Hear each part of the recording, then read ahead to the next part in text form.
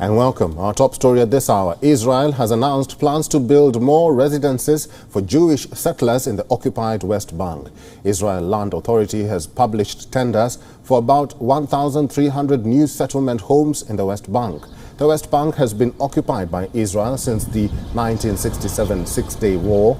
Most countries regard Israel's West Bank settlements as illegal. The new homes add to the more than 2,000 residences already authorized for West Bank settlers. The final approval is expected from the Defense Ministry this week for those homes. About 475,000 Israeli Jews live in settlements in the West Bank, which are considered illegal under international law. Housing Minister Ziv Elkin said in a statement that strengthening Jewish presence in the West Bank was essential to the Zionist vision. The new houses will be built in 7 settlements in the West Bank on the land that Palestinians want for a future state. The move has drawn immediate condemnation from Palestinians, peace activists and neighboring Jordan. The West Bank-based Palestinian Ministry of Foreign Affairs said in a statement the new settlement plans could have a catastrophic impact on changes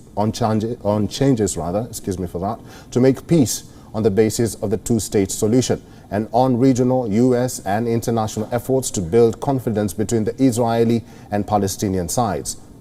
Palestinian Prime Minister Mohammed Shtayyeh has called on world nations and especially the United States to confront Israel over the aggression that settlement construction poses for the Palestinian people. Joe Biden's administration has maintained opposition to unilateral Israeli settlement construction, which it sees as an obstacle to a two-state solution to the conflict. Remember, US-backed peace talks between Israel and the Palestinians broke down in 2014. Jordanian Foreign Ministry has blasted settlement construction and general confiscation of Palestinian land as illegitimate.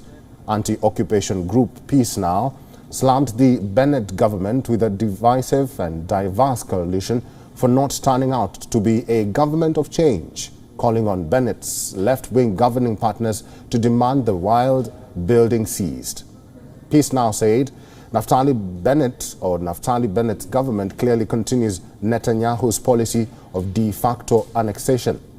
But Israel's Prime Minister Naftali Bennett is against Palestinian statehood. Bennett himself is the former head of a settler lobby group. He has ruled out formal peace talks with the Palestinian Authority during his tenure.